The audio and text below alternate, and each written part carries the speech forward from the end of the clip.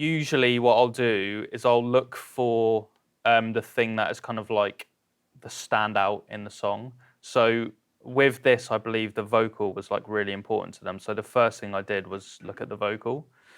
So once everything's loaded in and I've kind of sent my lead to the lead aux, I am going through this vocal that would have come to me like this, like a big audio file, without any of these little like chops or anything. And I know that I've gone through this and gotten rid of any like mouth pops or clicks or any S's or kind of anything that's too sibilant. What I like to do is before I've done any of this, so if I bypassed, I'll play the vocal on its own.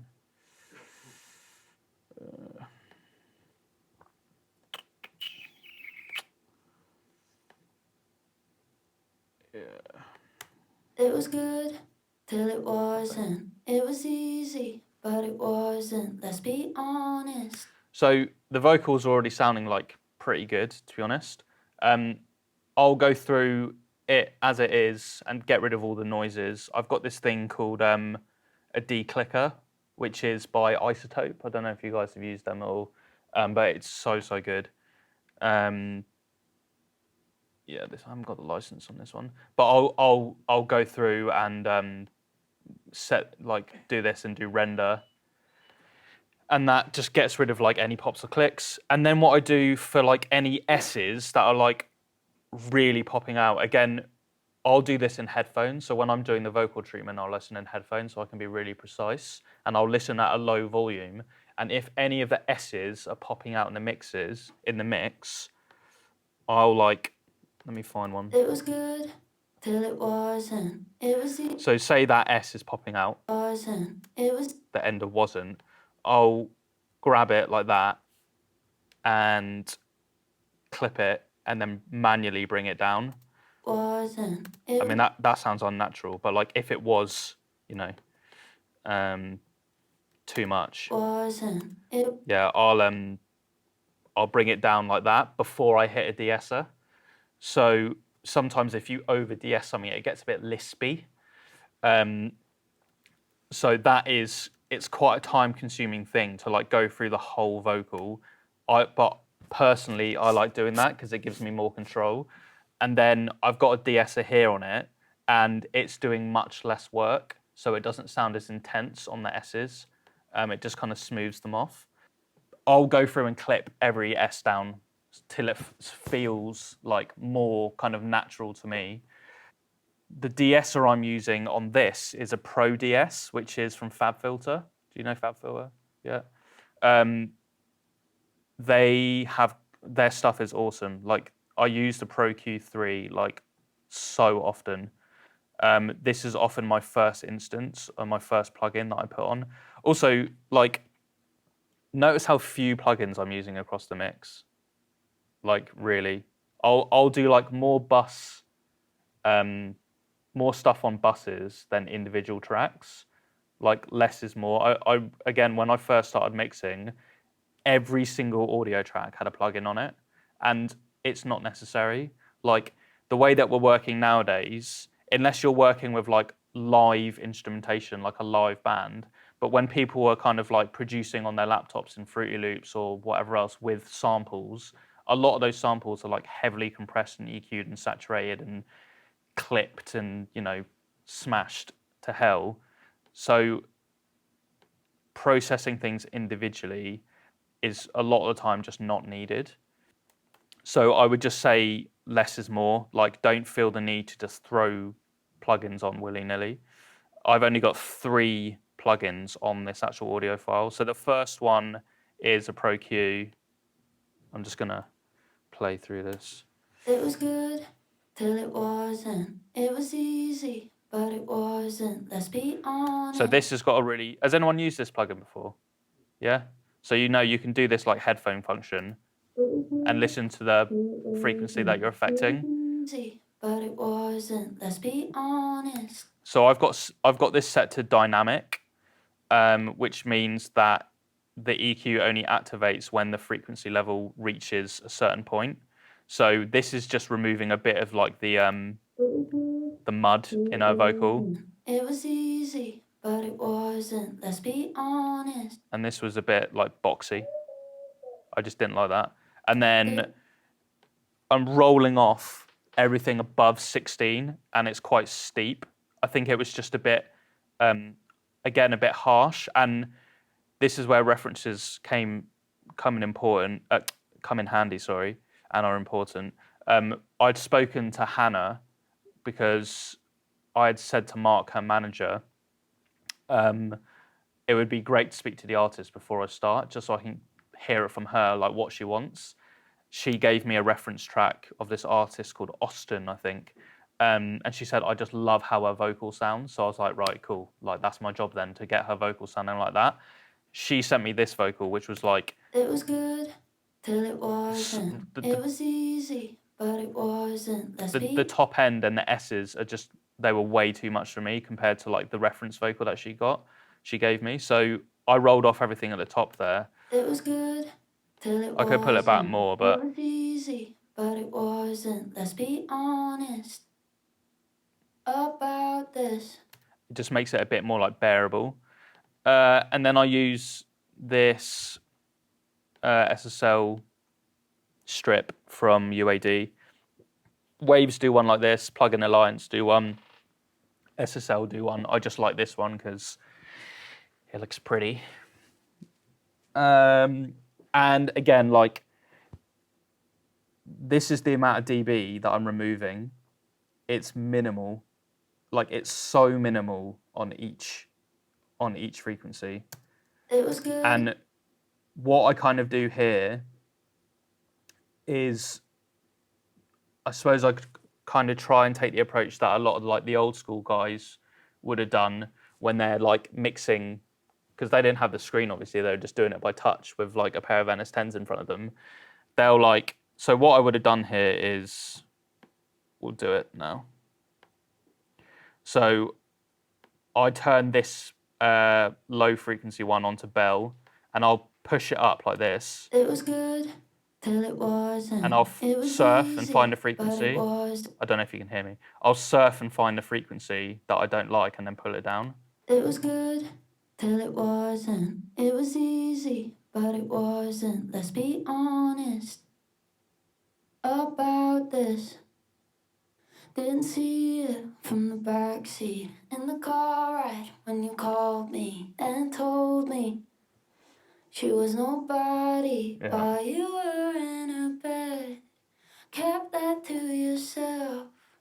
Late nights, early mornings under someone else. I'm just an optimist. It was good till it wasn't. It was easy, but it wasn't. Let's be honest about this. Yeah, so just like, again, it's just like really minimal moves, nothing crazy, just getting rid of like boominess in the vocal. I think I'm taking out a bit of like 11, 12K as well, which is like a bit of a problem frequency for me. Personally, I don't like that.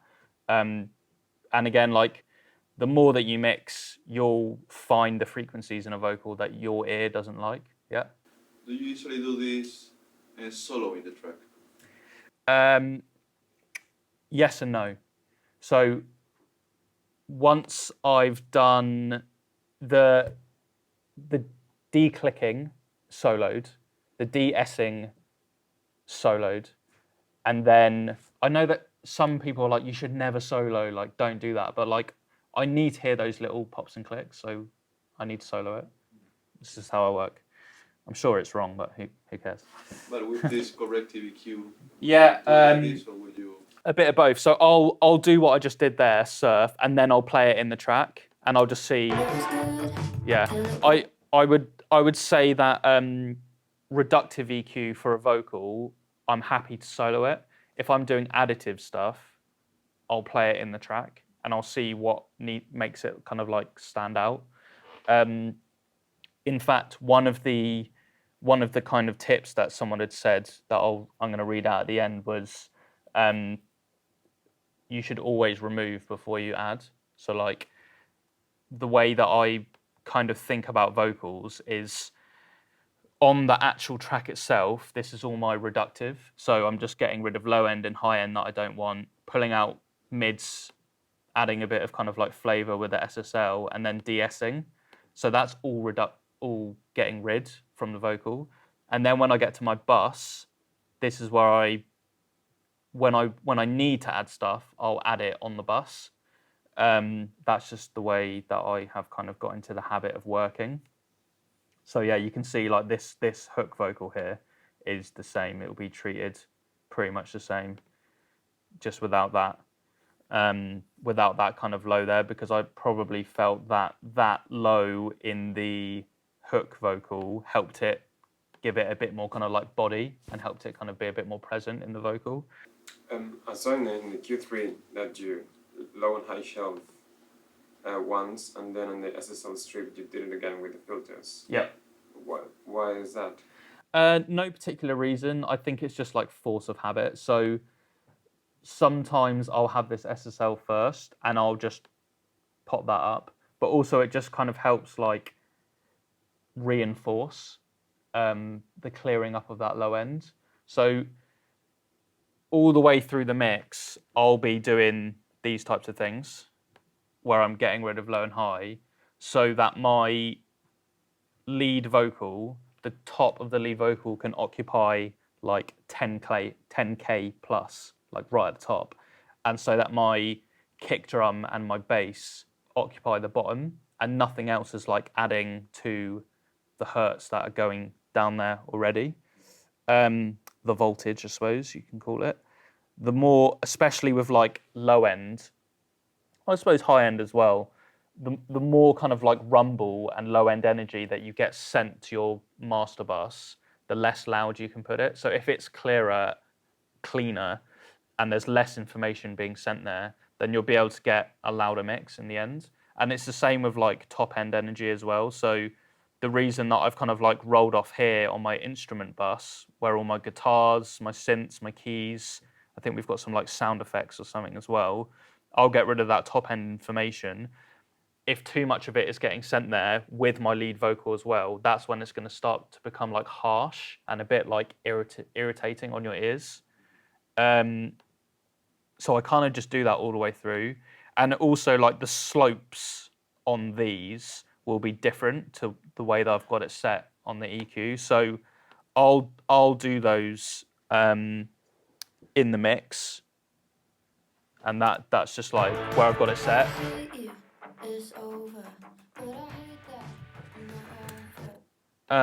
Did you have a question as well, mate? Yeah, you sort of touched on this a bit, but is there any advantage of like using something like the channel strip over than like other than a like more generic sort of EQ? It's all preference, and like one thing that I would want to stress is like these are just the plugins that I have grown to enjoy, and I suppose a lot of it is like the interface of them is like pleasing. Like this Pro Q, I like it because it's simple to use, it looks great, and it doesn't add any coloration to the audio. Whereas the SSL might add a bit of color, like you might get a bit of warmth out of this one. And I know that the vocal sound that she was going for it wasn't lo-fi, but it was a very like warm, round vocal. So you might get like a slight bit of saturation out of the solid state Logic EQ. But I mean, there's no better practice than doing a mix with just stock plugins. It's tough because you're really forced to just kind of go as far as you can with like stock EQ and compressors. I like this one. I think it sounds good, and it for the job that I use it to do, which is reductive. I rarely with a vocal I rarely add with this EQ. So it just it kind of feels good for me. Like again, I'm not the most technical mixing engineer. It's just all about feel. But the longer I've worked on it, the more people that have kind of said that. So I think that there's something in it. Any other questions? No, all good. So then the de-esser. again, like this is cool because you can like set where you want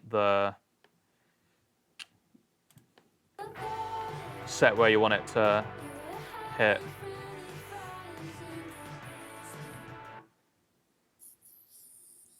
Yeah, it won't be doing a lot.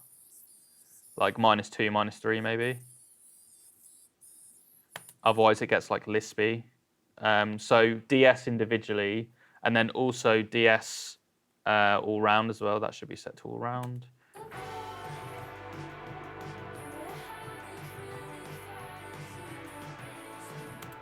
But you can see as well, like on the hook vocal here, I've gone through, like this is a good example, like gone through and taken down all the S's.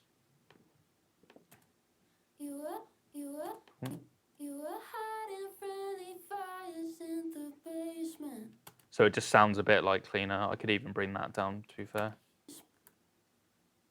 Just so it's like, yeah. Again, same ones here.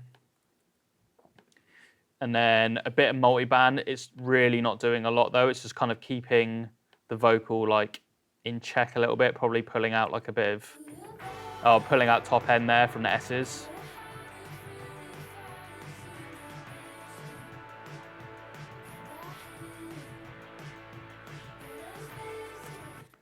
Yeah. Yeah, another low cut. And then 2.5K bothers me, especially when you're not trying to get like a super bright vocal.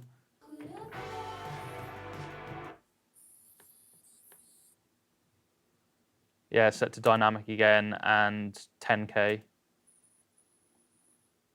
Just like scratchy frequencies that aren't that pleasant, really. Again, you'll figure out. So once I've removed that, when I roll off here, the top of a vocal, I'm more than likely going to add it back in. Has anyone used this before, Spectre? It's by a company called Wave Factory. Is it Wave Factory? Let me check. Yeah, Waves Factory. It is I suppose, harmonic additive EQ. So it's adding back in what I've taken out through harmonic saturation. And you can choose the type of saturation that you want. So for me, when I'm adding top end, I really like the tape saturation that it adds because it's not too bright.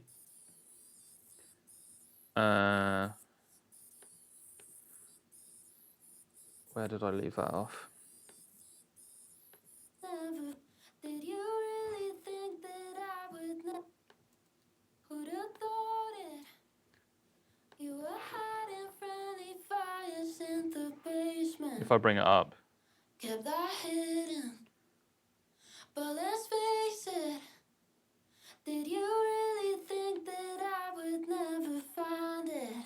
It's like subtle, and in the mix, it just gets it to kind of like pop out a little bit. Who'd have thought it?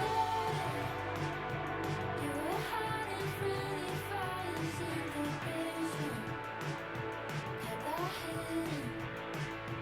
But let's face it. So that bit of top end there is the only bit of additive EQ that I'm doing on this vocal. The rest was just like getting rid of the mud of it.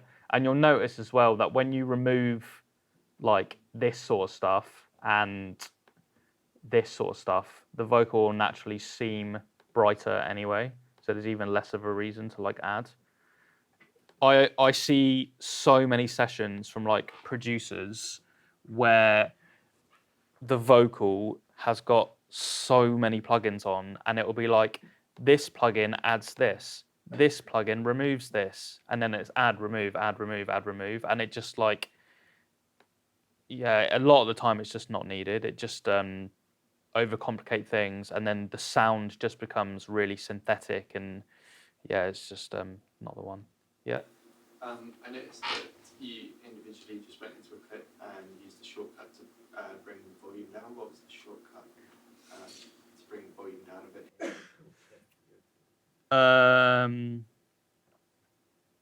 What, when I did the S? God. Honestly, it's muscle memory at this point. There was a time where literally, I think I must have had it written on the back of my hand where I was like, okay. So if this is set to +2. So if let's do a new one and we'll figure it out together. So also, this would have been applied to this and this because the same vocal is, the hook vocal is the same all the way through. So once I've declicked and de-essed, I will have dragged that over to here and here, so it's the same all the way through. But for example, if we haven't,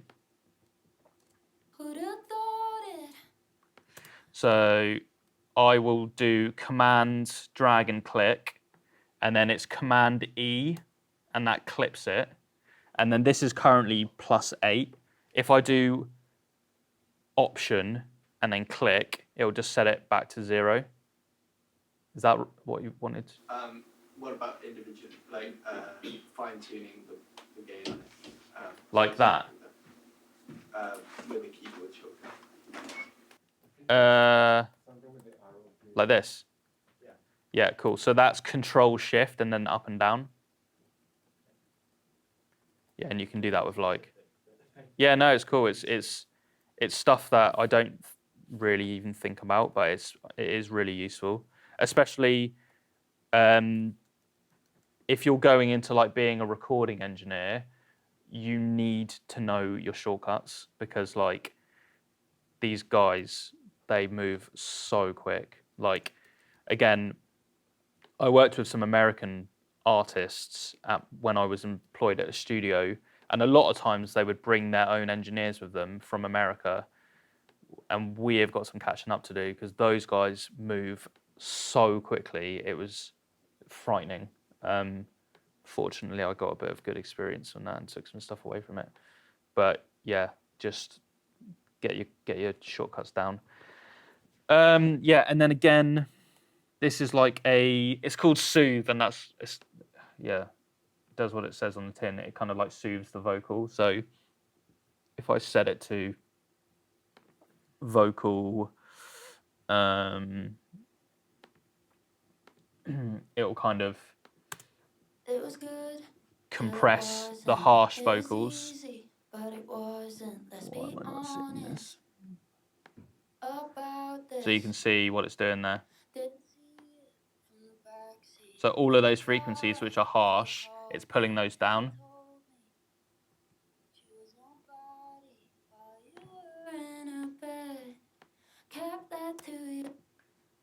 Yeah, so it's not doing a lot. I would recommend this plugin a lot. It's by a company called Oak Sound, which is spelled like that, OEK Sound. Yeah, that's a good one. They also do one called Spiff, which is a transient plugin, kind of enhances your transient, so it's good for like kicks and bass and stuff like that if you're trying to get it to cut through the mix. Yeah, and then so yeah, I'll add that top end and then soothe the top of it a little bit. And then the very last thing I'll do is limit the lead vocal. So, but this is barely doing anything. Like you can see the needle's not even moving, barely. Maybe.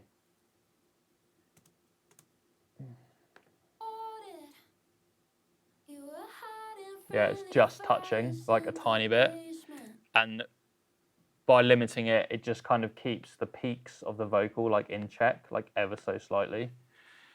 Yeah, so that's kind of like vocals. It's all like really minor moves. The vocal was already, the most important thing is recording the vocal well. Like if you get a good vocal recording, you're like 90% of the way there. The problems come when the vocal recording is bad, and then whoever it is who's recorded it, it's like, oh, it's okay, they'll just fix it in the mix. Like you can tell, like the best kind of pop vocal are always recorded, like Dua Lipa, Adele, Billie Eilish, like all of that is always recorded like immaculately by top recording engineers, and it really makes a difference. Like you can really tell. So yeah, get a good vocal recording down, and then that vocal goes to this vocal aux, which hasn't got anything on it, but I do have another Soothe there, a DS, and another limiter if I wanted to use them. And then yeah, that goes to this vocal, all vocals, where I'm doing a tiny bit of distortion with this lo-fi plugin. It's literally like so minimal, but it just gives it a bit of kind of crunch. So minimal. Multi-band. Getting rid of low end. Like all that kind of like rumble that I just don't need. And again, tucking in the mud. Yeah. You were hiding friendly fires in the basement. Soothe on it. But let's face it. And then SSL emulation, which is like adding a bit of drive, bit of saturation. You were hiding friendly fires in the basement. Kept that hidden. But let's face it.